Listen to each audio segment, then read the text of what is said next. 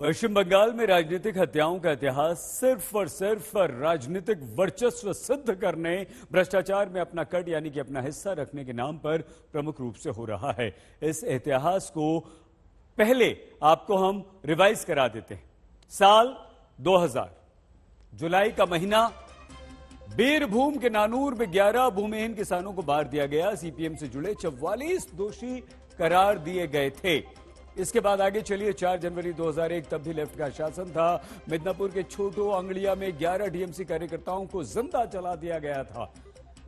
10 नवंबर 2007 नंदीग्राम में सीपीएम और टीएमसी समर्थित 2 गुटों के खूनी संघर्ष में 10 लोग यहां पर मारे गए थे। उसके बाद जनवरी 2011 में मिदनापुर के नेताई में सीपीएम नेता के घर से अंधाधुंध फायरिंग हुई थी। 9 लोगों की उसमें मौत हुई थी। और इसके बाद बंगाल में सत्ता का चेहरा बदला, लेकिन रक्त चरित में कोई परिवर्तन नहीं आया।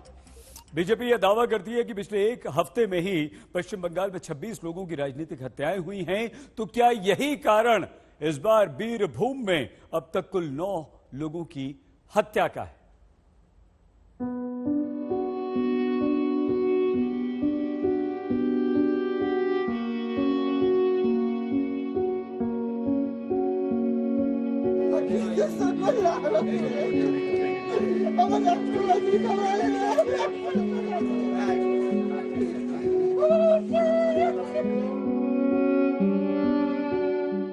पश्चिम बंगाल में जो तस्वीरें लेफ्ट के शासन में नजर आती रहीं, क्या यही हकीकत टीएमसी के शासन में जारी है?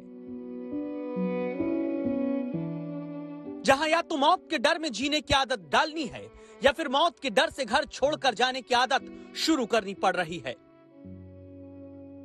यहाँ से उस घर के साइड में जो घर है वहां से भी लोग यहाँ से निकल चुके हैं। ताला मार के वो लोग यहाँ से चले गए हैं।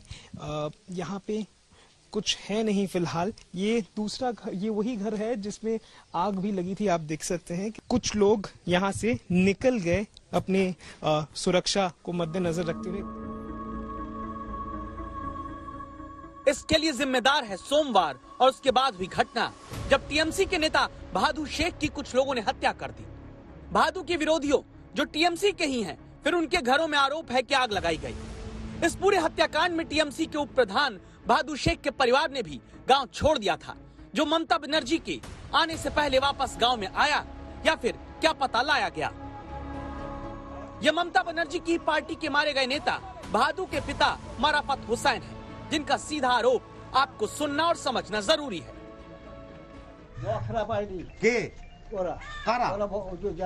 কিসের বকরা क्या বলছি যে না বলছি গ্রামের লোক না পেলে নাই পেলে তারা কোন দলে তারা দল একটাই কোন দল আমি জানি না বলে জিজ্ঞেস করছি। আপনি জানেন না যে সিপিএম দল सीपीएम पार्टी तृणमूल पार्टी। इस पूरी कहानी को समझने के लिए आपको हम अब आगे ये बताते हैं कि टीएमसी नेता भादु शेख पहले दावा है कि एक वैन चलाते थे। टीएमसी में शामिल होने के बाद भादु शेख स्थानीय पंचायत का उप प्रधान बने। आरोप है कि कई कारोबार के साथ टीएमसी नेता भादु टोल टैक्स वसूली और ट्रकों से वसूली के काम में लग गया। सोना शेख जैसे युवा पहले भादु के साथ ही काम करते थे। पुलिस और सत्ता के संरक्षण में आरोप है भादु आगे बढ़ता गया। भ्रष्टाचार की हिस्सेदारी और वर्चस्व में पहले भादु का भाई और फिर टीएमसी नेता भादु शेख मारा गया। दावा है कि उसी के बदले में घर जलाए गए, जहां कोई और नहीं बल्कि टीएमसी से ही जुड़े लोग जलकर मार दिए गए। আমার চোখের সামনে যে ঘটনাটা আমি দেখেছি, সেটা যখন ভাদু শেখ খুনের খবর আমরা বাড়িতে আছি, যখন শুনলাম ভাদু শেখ খুন হয়ে গেছে, দেখতে দেখতে আমাদের বাড়ির মধ্যে সব এসে হুড়মুড় করে ঢুকে গেল। তা বাড়ির মধ্যে হুড়মুড় করে ঢুকে গেলে আমাদের বাড়ির মেয়ে ছেলে যারা ছিল তারা বাড়িতে ছুটে যেয়ে ঢুকে গেল এবং বাড়িতে যে একটা বাড়িতে মোটামুটি আপনার 7 জন আমাদের পরিবারের লোক ওই বাড়িতে ঢুকে গিয়ে তালা মেরে দিয়েছিল। কারণ তালা মারলো এই কারণে তারা মুখে বলছিল যে এই বাড়ির মেয়েদিকে ফ্যামিলিদিকে সব শেষ করে দেবো, কাউকে রাখবো না, যত লোক আছে ছেলে মেয়ে বিবি বাচ্চা সবকে শেষ করে দেবো। ওরা ওই বেগতি বুঝে ওরা কিন্তু বাড়িতে তালা মেরে দেয়। এবার আমাদের বাড়ির উপরে কেন বোমা ফেলা হচ্ছে বা আমাদের বাড়ির ছেলে মেয়েদের উপরে বা আমাদের উপরে আক্রমণ কেন করা হচ্ছে? जो लोग इसे सिर्फ साजिश का एंगल देना चाहते हैं, उन्हें सच्चाई बताने के लिए ही आज तक संवाददाता सूर्याग्नि रॉय ने बीरभूम जिले में तफ्तीश को आगे बढ़ाया। हाथ में बच्चा लिए हुए ये महिला नाम मेनीबाई ये आरोप लगाती है कि टीएमसी के नाम पर गुंडागर्दी करने वालों ने कैसे यहाँ पर सबका जीना दुश्वार किया। उनमें से एक मेनीबाई भी हैं। यहाँ पे पहला रहता था, फिर हम लोग को भगाया, फिर हम लोग भाड़ा रूम पे रहता है। अच्छा, ये किसने भगाया? ये बहादुर सब लोग भगाया हम लोग। बहादुर जिसको बम मारा? हाँ, वो लोग बोला जी घर से चला जा, फिर तुम लोग को भी जला देगा, ऐसा बोला। ये जिसका घर जला था वो कौन है? वो मतलब किसका घर है? वो सोना का घर है। सोना का घर। तो इन दोनों का क्या आपसी झमेला था? झमेला बहुत दिन से हो रहा है ना, मतलब इन दोनों का? हाँ, भादु का और सोना? हाँ, भादु का सोना का बहुत दिन से नहीं। हम लोग हमारा इधर सब खानदान लोग था ना, वो लोग से झगड़ा हुआ पहला। अच्छा। फिर भादु सोना सब एक ही था, वो लोग सब दोस्त था। फिर अभी 5-6 महीने से भादु बोला, भादु का भाई को सोना मार दिया कि क्या मार दिया हम लोग को मालूम नहीं, हम लोग बम्बई में था।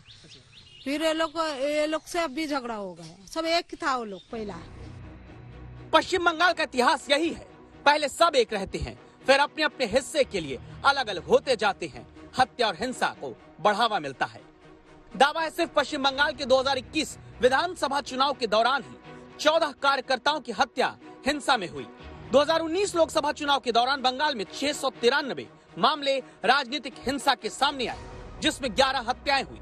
लोकसभा चुनाव के बाद 1 जून 2019 से 31 दिसंबर तक राजनीतिक हत्या और हिंसा इतनी बढ़ी कि गृह मंत्रालय के आंकड़ों के मुताबिक 852 केस हिंसा के सामने आए और 61 लोगों की हत्या कर दी गई। और पीछे चले तो साल 2020 में दावा है बंगाल में 663 घटनाएं सियासी हिंसा से जुड़ी हुई, जिसमें 57 लोग मारे गए। 2018 में पंचायत चुनाव के दौरान भी पश्चिम बंगाल में अलग अलग दलों के 23 कार्यकर्ताओं की मौत हुई। लेकिन law and order state subject है और पश्चिम बंगाल में शासक दल तृणमूल है, तो कोई अगर रिस्पॉन्सिबिलिटी नहीं लेंगे और इसमें अगर हम कॉन्स्पिरेसी का थ्योरी भी बोलेंगे, वो भी अगर आप इन्वेस्टिगेशन टीम मतलब बैठा दिया तो उसके पहले कॉन्स्पिरेसी थ्योरी भी तो नहीं बोलना चाहिए। डीएनए में अगर बंगाली का हिंसा है तो अलग बात है, क्योंकि देखिए सीपीएम के समय भी कास्ट वायलेंस नहीं होता है, कम्युनल वायलेंस कम होता है। लेकिन जैसे अभी पॉलिटिकल वायलेंस में मुझे उम्मीद था, 10 साल हो गया ना ममता बनर्जी का, रिस्पॉन्सिबिलिटी किसी को लेना पड़ेगा। हिंसा को दमन करने की दृढ़ राजनीतिक इच्छा शक्ति का भाव, पुलिस व्यवस्था का राजनीतिकरण, राजनीति में गहरी पैठ बना चुका भ्रष्टाचार और अपराधियों के खिलाफ कड़ी कार्रवाई का गंभीर अभाव बंगाल को क्या उस अराजकता की आग में झोंकता जा रहा है, जिसके खिलाफ बुलडोजर सख्ती का चलना जरूरी है, न कि अपनी राजनीतिक रोटी की आग में जनता को आग में झोंका जाए। कोलकाता से ऋत्विक मंडल और अनुपम मिश्रा के साथ सूर्याग्नि रॉय, बीरभूम आज तक।